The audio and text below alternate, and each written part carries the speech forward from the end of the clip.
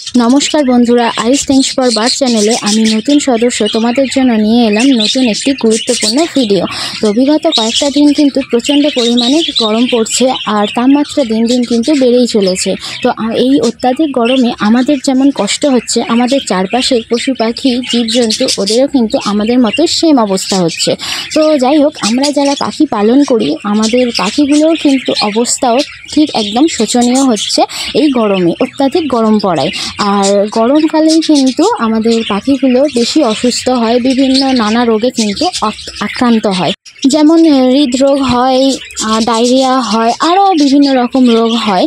তো তার মধ্যে একটি গুরুত্বপূর্ণ রোগের কথাও আমি আজকে তোমাদের বলবো, আর সেই বিষয় নিয়ে আলোচনা করার জন্যই আজকে ভিডিওটা। তো পাখির অনেকেই বলে যে শুকো কী বা শুকো লাগাটা কী। তো অ্যাকচুয়াল কিন্তু এটা পাখির যদি অত্যাধিক পরিমাণে পায়খানা হয়, ডায়রিয়া হয়, তখনই কিন্তু পাখির এই অবস্থাটাই হয়, যদি না সেই পায়খানা রোগটা আমরা সঠিক সময়ে সঠিক ওষুধ দিয়ে সারাতে না পারি। তো অনেকেই বলে যে শুকো লাগাটা কি, অনেকে আবার জানে, অনেকে জানে না। তো আজকে আমি বলবো যে এই শুকো লাগাটা কি। শুকো লাগাটা এটাই যে পাখি অনেক দিন ধরে পায়খানা হচ্ছে কিন্তু সেটা সারছে না, তখনই কিন্তু পাখির শরীর হালকা হতে থাকে, পাখির শরীরটা শুকনো হয়ে যায়। আর এই শুকনোটাকেই আমরা শুকো বলি, শুকো লাগা বলি। তো যাই হোক, অনেকের কাছে ধারণা যে শুকো এই কথাটা শুনতেও একটা কেমন। তো যাই হোক, পাখির বডি শুকনো হয়ে যায়, পাখি অত্যাধিক হালকা হয়ে যায়। সেটা তোমরা পাখির বডিটাকে হাতে নিয়ে বুঝতে পারবে, পাখিটাকে হাতে ধরলে বুঝতে পারবে।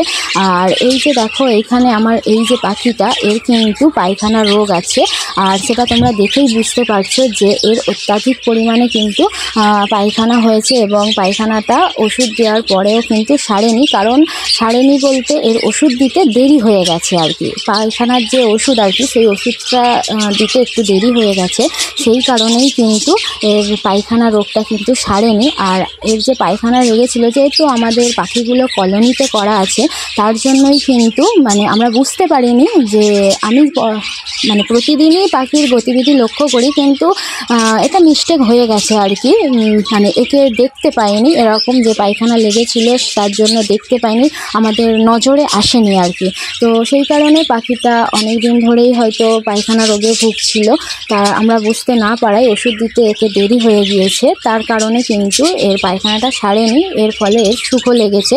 আর তোমরা দেখেও বুঝতে পারছো, এই যে পাখির যে বডির উপরে পেটের কাছটা একটা হাড় থাকে, সেই হাড়টা শুকো লাগলে হাড়টা কিন্তু যেন বাইরের দিকে ঠেলে বেরিয়ে আসছে, এই রকম অবস্থা হয়ে যায়। এবং তোমরা পাখিকে হাতে নিলেই বুঝতে পারবে যে পাখির শরীর কতটা হালকা হয়ে গেছে, এবং পাখির শরীরে যে বললাম পেটের কাছে যে হাড়টা থাকে, সেই হাড়টা যেন ঠেলে বাইরে বেরিয়ে আসতে চাইছে। এই রকম অবস্থা দেখলে কিন্তু তোমরা বুঝতে পারবে যে তোমার পাখির শুকো লেগেছে, বা ডায়রিয়া রোগ থেকেই পাখির শরীরটা এরকম শুকনো হয়ে গেছে। এই শুকো রোগ লাগার এরও কিন্তু ওষুধ আছে, তোমরা যদি সঠিক সময়ে ওষুধ দিয়ে পাখিকে সারিয়ে তুলতে পারো, তাহলে কিন্তু পাখিটা বেঁচে যেতে পারে। আবার অনেক সময় পাখিটা মারাও যেতে পারে, কারণ এটা শেষ অবস্থা, একদম লাস্ট স্টেজ যাকে বলা হয়। তো সেই মুহূর্তে থেকে অনেক পাখি ফিরে আসে, আবার অনেক পাখিকে কিন্তু বাঁচানো যায় না। তো চলো দেখা যাক আমরা এই পাখিটাকে ওষুধ দিয়ে বাঁচাতে পারি কি না।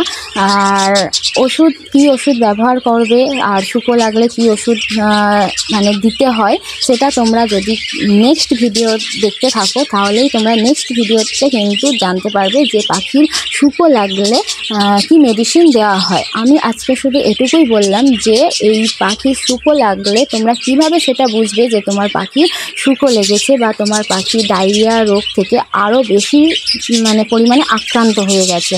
তো চলো আজকের ভিডিওটা এইটুকুই, নেক্সট ভিডিওতে আরও এরকম কোনো লক্ষণ তোমাদেরকে দেখাবো। তো ভালো লাগলে অবশ্যই লাইক শেয়ার করো। টাটা।